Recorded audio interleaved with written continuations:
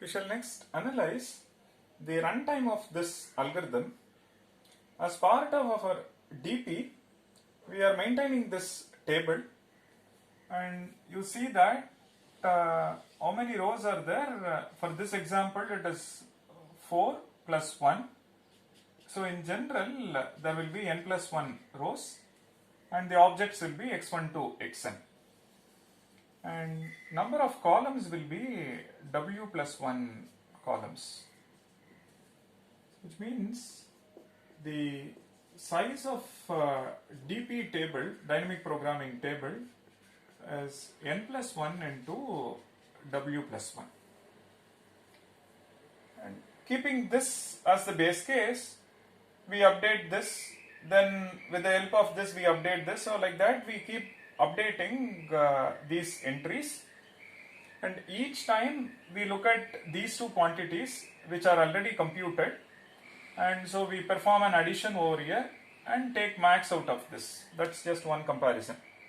So which means updating this for each of them is constant. So update is constant.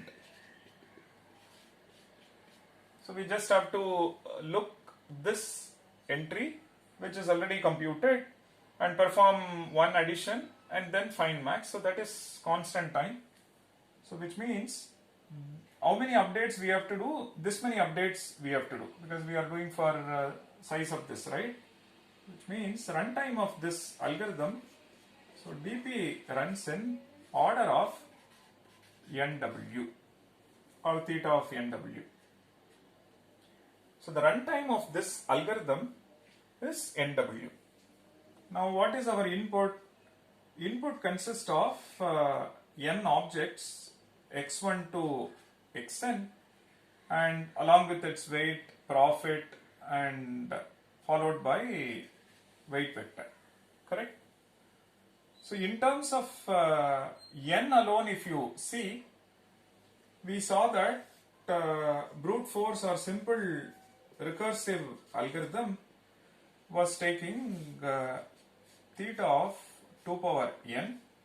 This is exponential in input size. Fine. Now the question is, what is the complexity of this? Is this polynomial in n or exponential in n? For brute force it is 2 power n, so exponential in input size. If you look at with respect to n itself, this one is poly in n, but there is an additional factor which is w over here. So look at it this way. W represents the weight. So W can be, say, 10, 100, or maybe 1024. So this could be some constant. Or there are n objects and W could be something like n by 2, or it could be 2 power n, or it could be 6 power n. W can also be a function of n, right? It only represents a weight, but W is independent of n. But you may come up with an instance where W is something like n by 2 or 2 power n or 6 power n. If that's the case, for example, if W is 2 power n, then this algorithm is theta of n into 2 power n. This is not polynomial. If W is say n square, then this runs in theta of n cube. This is polynomial. So which means the runtime of this algorithm depends on W. If W is polynomial in n, then DP runs in polynomial in n. If W is exponential in n, then this algorithm, even DP based solution, is exponential in n.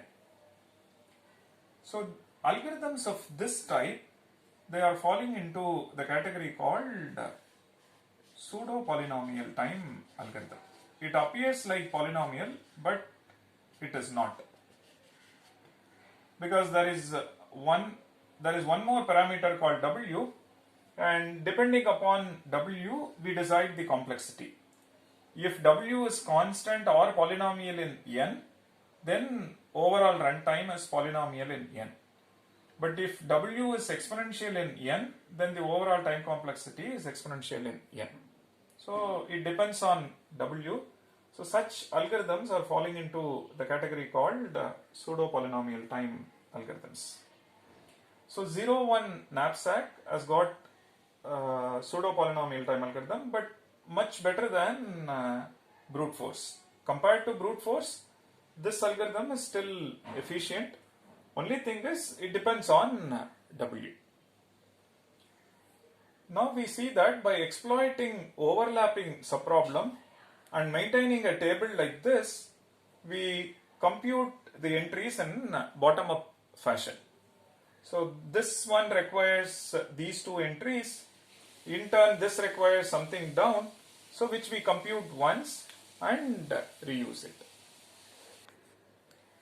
So thus we conclude DP based solution runs in theta of NW, which is pseudo poly time algorithm, and if W is order of n power k for some fixed integer k, then DP solution is polytime. It's an interesting case study, and we see that due to these two powerful properties, we are able to solve this problem in pseudo polynomial time, and very good improvement over classical brute force or simple recursive solution. And further, we know that 0-1 knapsack, there is no greedy solution. So the only way out is look for a solution through brute force or dynamic programming. So now for all dynamic programming based case studies, we just have to first look for these two, whether optimal substructure property is guaranteed for the given problem. If that is so, then you start exploring some greedy algorithm. So start with some local optimum, see whether we can move. Try couple of greedy, and intuitively we should know that we are progressing from one optimum to another optimum. When you know that this greedy choice may not hit global optimum, then we have to see, can we explore dynamic programming based solution. For that, check the next property, which is overlapping subproblem.